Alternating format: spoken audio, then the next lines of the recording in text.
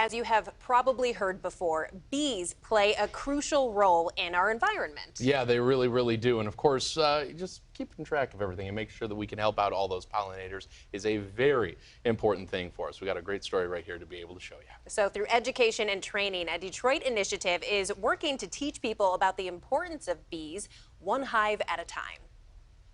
My name is Brian Peterson Roost, and I am the founder and president of Bees in the D. Bees in the D was started in 2014, but you have to go a little bit before that, where beekeeping became a part of my life. They were there for me when I was going through kind of a hard time, the bees were. And so when I moved down to the city and was reading about how the bees are now going through a hard time, it was time to give back. The mission of Bees in the D really stems on two pillars, education and conservation. Bees are extremely important to our ecosystem for many reasons. They are pollinators of most of the foods that we eat, and so we need them for our food industry, but they're also important to our ecosystem, something we don't think about. Unfortunately, the bee populations have been declining steadily, not just honeybees, but all bees, even the native bees. So beekeepers are a part of this great big picture because they need to help manage the hives and keep them healthy. That's where Bees in the D comes in. We are helping to provide beehives throughout the city to help pollinate all of our gardens and our plants. So Detroit has become a real leader in urban beekeeping because so many of the vacant lots are now being turned over into gardens and a real part of the urban farming initiative that's happening in the city. One of the things about our organization that I love is all of the partnerships that we get to be a part of and the amazing people we meet.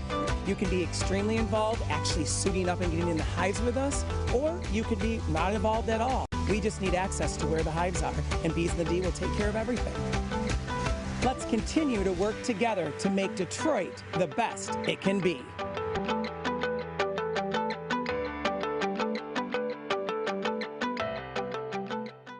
How great is that? Joining us now is the founder of Bees in the D, Brian Peterson Roost, and the co-founder and CEO of Pollen Keepers of Costa Rica, Maria Mena.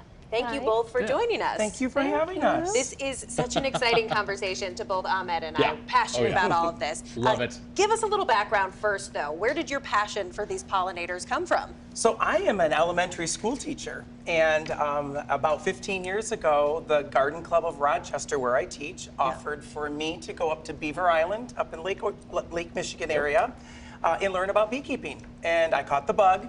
Okay. And I like it. fell in love with it, and then about 7 years ago decided to start a nonprofit to help the bees because their populations were declining. They need the help. And Maria, what brought you here? What's your connection to Michigan? Yes, I'm here with the Young Leaders of America program, and I'm doing an internship like for a month with Bees in the D's. And I'm from Costa Rica, so I'm normally used to a lot of jungle and trees. So I produce in rural areas, and here is like the city. So this is like new adventure, like seeing the difference of productions. Like we get too far from the houses and factories, and Brian's are in the factories. So it's been amazing, yeah. So I'm here for a month, and my company in Costa Rica also produces honey. We work with 15 beekeepers, families for all over Costa Rica. So we get different honey with different characteristics. We have flower origin things like honey and beeswax and propolis, royal jelly, but we also have infused honey, creamy honey, soap, lip balms, all kinds of stuff. I have to imagine the flavor profile obviously is definitely different. I mean, around here as well, just from going from things like clover to something else. I mean, it's definitely got to be a change then. Yes, it's definitely. We have all types of honey, like darker honey, clover honey. Yeah. Yeah, and we brought some honey to show you the different colors because you bring up a really important point. Yeah. At Bees in the D, one of the things that we love to do is small batch. We're at over 70 locations, and we don't mix the honey. And so every flavor profile, just like you said, is different. And so we do a lot of really cool events. Like we're doing one with Bee Nectar in Ferndale. We're going to do a honey pairing with their mead. Yeah. And this is a really cool year because last year we did honeys from around the world, but this year we are taking one location and we harvest it in June, July, August, and September.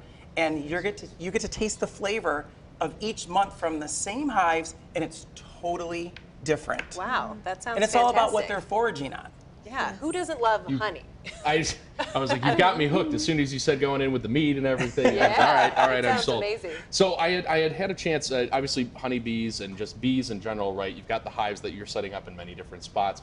I had a chance to talk to a beekeeper a while back, and something that I found really kind of interesting, and we had talked about this in the break a little before, so this is the question then. It almost seems like different hives have different personalities. Like this one was a lot more open, this one was a little more, inquisitive but defensive. And then she had mentioned, oh yeah, this hive, don't worry about this one, they're just jerks. Is this hive culture? Yeah. This is so true, and actually the queen sets that tone. And so some of our educational hives like we have at the Outdoor Adventure Center, if I do have a hive that, I don't use the word aggressive because honeybees really are not, actually no bee species are really aggressive. They're just grumpy. More the wasp. They're more defensive. Yeah. Sure. And so just like if I went in your house and started Right. ripping up your furniture, you'd probably come after me. Be a little angry. But I can change the queen to change the temperament. So that beekeeper was correct. And then I know down in another country, Maria, there is different, like the Africanized, and so they Yeah. have a different temperament as well. Yeah, we get to control the race of the queen, so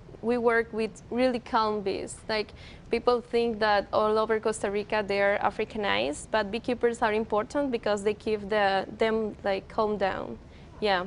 So explain to our viewers who don't understand. We've all heard bees are so important to everything. They affect the entire environment, the ecosystem.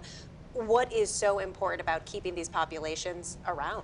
So a lot of people don't realize this. In Michigan alone, there's over 460 species of bees. Honeybees kind of get a lot of attention because, of course, they provide us with honey. Yeah. And so we love that. But they are responsible, these bees, for the pollination of our foods that we love. And it goes beyond just fruits and vegetables and nuts because keep in mind that our cattle need to eat alfalfa, and alfalfa needs to go to seed, and if it's not pollinated, it won't. So even when you're enjoying that ice cream cone, the bees had a part in that food. We can't survive without them. We would have not the wonderful diversity of food that we have. Sure. We wouldn't want to. No. Maybe that's a better way to say it. And you had mentioned that there's so many different types of bees right in Michigan, and I had popped up actually in front of me from Michigan State University just some of the numbers and everything, and Michigan is one of the top ones on the chart here. Coming up after us is New York, but I mean, we really are up there in terms of the different species. Yeah, we really have a wonderful culture in Michigan, and there's a lot of wonderful natives that grow here in Michigan that are so important to not just our bees, but all our pollinators. Don't forget the butterflies. Don't forget, other animals that pollinate as well, even some moths that do that.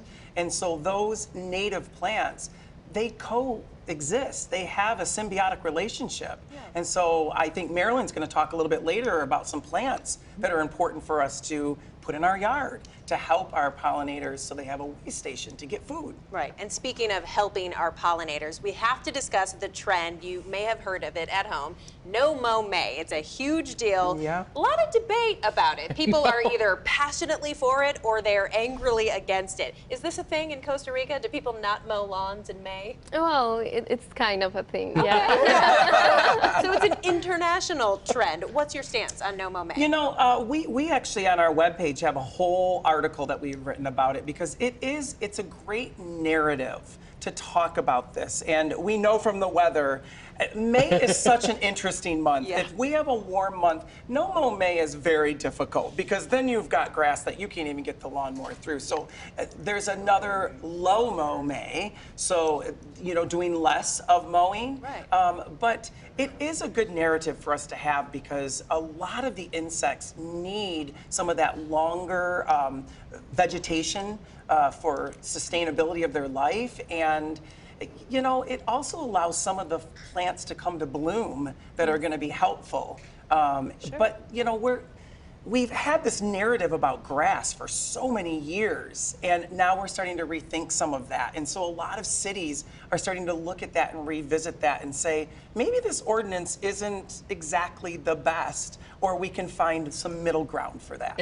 And on that note as well, one more question before we actually go into commercial break as well. When it comes to things like dandelions, somebody putting down like just fertilizer, maybe not mowing, but just fertilizers, kill off all the dandelions. I mean, that's a main food source, right? Right, and so you bring up another point that we tend to, in America especially, I don't know about in Costa Rica, we want our grass to be perfect, Yeah. groomed, and Like so a golf course. right, Yeah. so Yeah. we use so many different kinds of chemicals and things like that, and of course that's going to be a factor that really can hurt our pollinators and our plants. And so, yeah, the dandelions are a food source, and they're actually kind of pretty. I mean, they're not that bad looking. And so I think we're getting to that point, but planting those natives especially, find a little pocket in your yard where you can plant even just a few plants. You don't realize how much you're helping our pollinators. Absolutely, and that's exactly what we are going to discuss coming up after the break. Brian will be back a little bit later. Maria, thank you so much for no, coming thank all the you. way to Michigan and for joining us today. Oh, thank you. And we will be introducing you next to a Rochester-based initiative highlighting the importance of native plants. Stay with us.